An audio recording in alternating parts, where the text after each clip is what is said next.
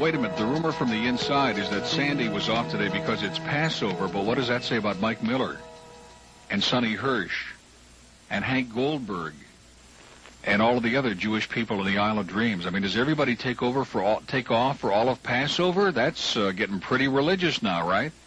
I mean, this isn't exactly a Yom Kippur or Tisha B'Av. All right, we'll find out the real story for you. Tamarack, hello. Yeah, good morning, Neil. Hi. Yeah, first-time caller, long-time listener. Good. And I happen to be a rarity. I happen to be 30 years old and living in Tamarack, which I guess is the... I don't know who the other two people are. I don't know if she's one of them or who they are. Because I didn't see the piece the other day, but I have a very good idea who it is. It would have to be Carolyn Fox of WHJY up there. And yeah, she was on it. She's the one. Yeah, I happen to be from the Boston area, and I pick up the station all the time. And I've listened to her, and she is somewhat of a female Howard Stern. And some of the stuff that she would get away with. I mean, I was doing college radio at the time when I used to listen to her up north, and I thought I was bad until I heard her with some of the stuff that she was pulling. And the thing is that she would do stuff like sex surveys over the phone, and she'd also have a dating service called the Fox Hunt, where she'd try to have guys on the end, and she'd try to match them up with people. And I know people that tried to get on. Mike Miller. Oh, you gotta be kidding me. I'm not kidding you. Mike Miller took over Brednoy's spot when Brednoy went over to WRKO. So just think, Mike Miller took over your spot in Boston. That's frightening. Okay, I just thought I'd enlighten you on those things, and I hope you have a good day, Neil. You too. Thank you. Okay, bye. I'm going to really think about that all day. I don't know. I'm sure that has some Freudian significance, but I'm not exactly sure I know what. Okay, I'm getting an incredible message here on the screen, which I'll get into after our next call. Fort Lauderdale, hello. Neil. Hi. How are you? Okay. I got a couple of, questions or comments about crank calls. The other night, Saturday night to be exact, I was flipping the dial, and I couldn't stand to listen to Bernard Nelster or throw up, so I went to... You weren't listening to Dr. Bernard? Yes, my friend, Uncle Bernard. Okay. Anyways, so I went to snooze. This is like 9 o'clock. And I heard Glenn Hill talking to, I don't even know the name of the host, and talking about who should call in tonight because it's a real slow night and all this kind of stuff. And then Glenn Hill wait a minute. Let's slow down. This was where? What show? I'm not sure what show it was. 9 o'clock on Saturday night on snooze. And you heard Glenn Hill? He called. This was Joe, what's his name? I have no idea. Johnson. I didn't listen very long. Joe Johnson. Yeah, you're right. So Glenn Hill called and he says, I think Fruitcake should call in tonight. Yeah. And this commentator says, oh no, they don't like him around here very much. And what's the story with him? What do you mean, what's the story with him? What kind of a question is that? Well, okay. That's like the guy who called from Hialeah who knows everybody's, the story of their life. What does that mean? Well, okay. He said that he's forbidden to call there. Well, he's having a major war with that station. I mean, they've been taking him to court and everything. They've been in court in the whole 9 yards over there at W Snooze. Oh, really? We don't have any problem with Fruitcake. As far as I'm concerned, he can call us anytime he wants. Oh. Now, we have had, I'm not going to say we haven't had problems. There have been times I've been ready to strangle him. But he has evolved. I don't care what Taffy says. He has evolved into a useful, rational human being. I tried to call you a couple weeks ago, maybe a month ago. Yeah. And he didn't have a lot to say, but he did say something that was worth listening to. Yeah. Well, the stuff that he does is harmless. Yeah. But there are some of the other, when you talk about cranks, including the one that we finally declawed here the other day, some of these people are just chronic lunatics. I mean, they just don't, hundreds and hundreds of times a day, and all they are just pests who interrupt everything that's going on and drive everybody nuts. I mean, there's a big difference between that. Uh-huh. I don't even have a problem with somebody who I hate to use the word crank, but somebody who does something creative that's funny. Okay? Okay. But some of these people are far from funny, like this jerk from Hialeah a couple of calls ago, this Mitch. Yeah, he's a sick one. Yeah, he's got the same, he's called... 80 different versions of the same story, and it always comes back to I'm bored and I have nothing to do, and he's an expert on everybody else's life. And in the meantime, he wouldn't miss a minute. He sits out there and he listens to the radio 20 hours a day. Oh, absolutely. But speaking of crank calls, too, I was sitting on the beach Saturday afternoon, and your last 15 minutes, I was rolling on the sand. I thought it was so funny. I couldn't believe it. I was telling everyone else on the beach to listen to it. Yeah, that was his finale. That was his final bow. Well, I figured that by what you said Monday morning, that was his final bow. Yeah. One last thing. Did you hear what Mike Miller's going to be talking about this afternoon at 2 o'clock? I can't wait. How to turn a gay straight. He says he's got a doctor that has a pill that makes you turn straight. And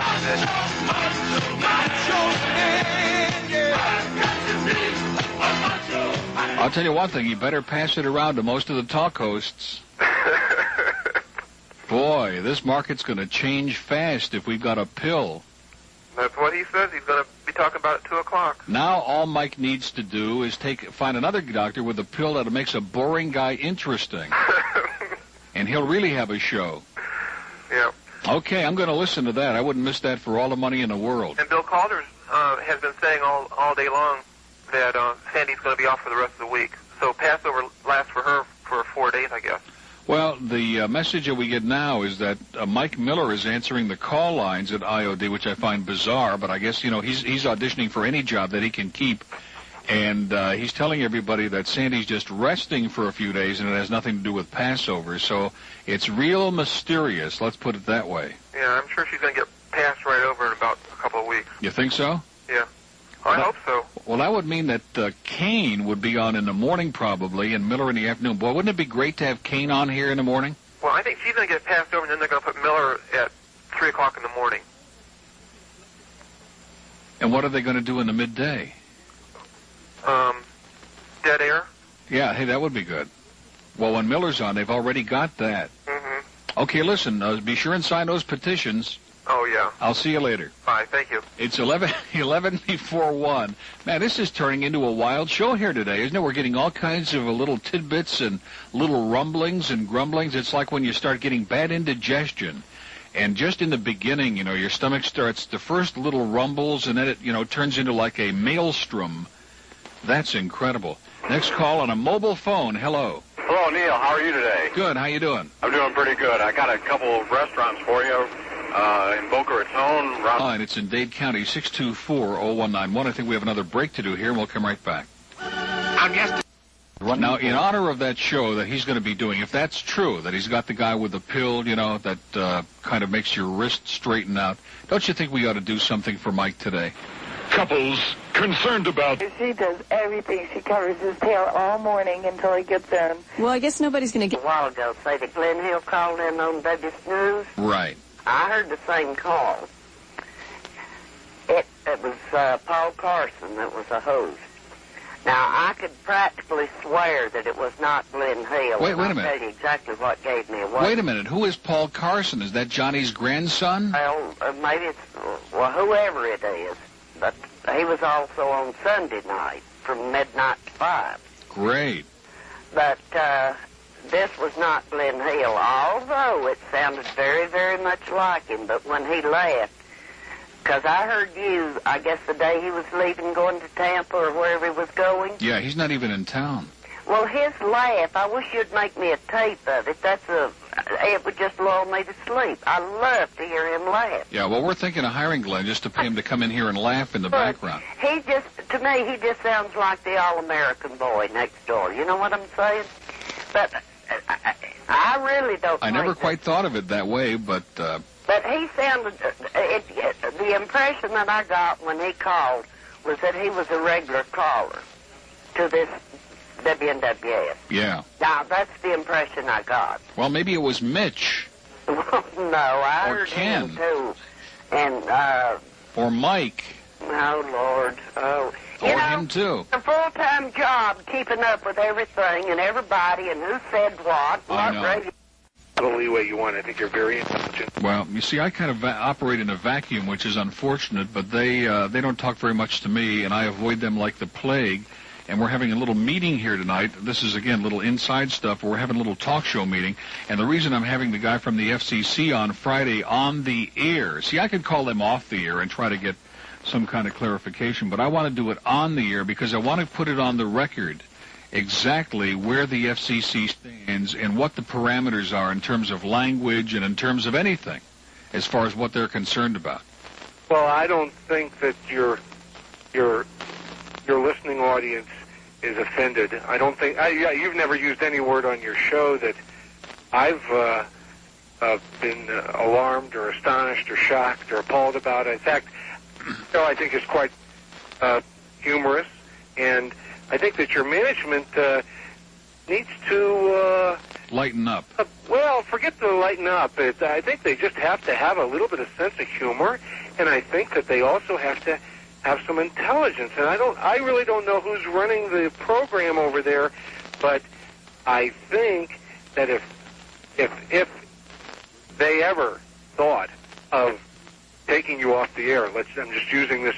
Oh, but that's not going to happen. I wouldn't worry about that. You know, all they got to do is, if they want to see what really poor radio is, there's another channel in town that's opposite your time, and I've listened to this person's show too, and they're terrible.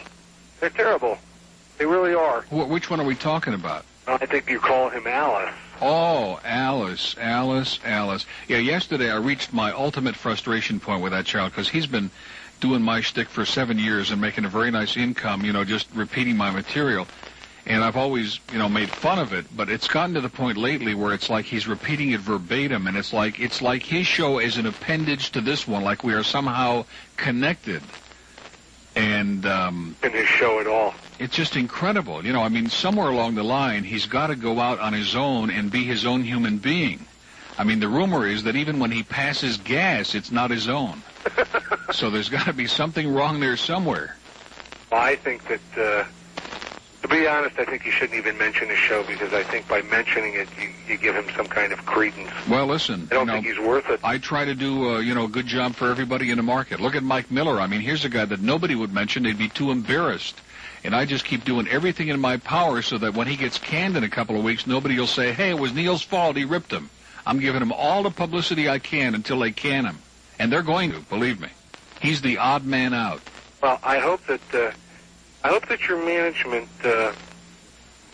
appreciate you. I really do, because I know that I do. And I'm not a talk show listener. This is the first time. I'm a 35-year-old man.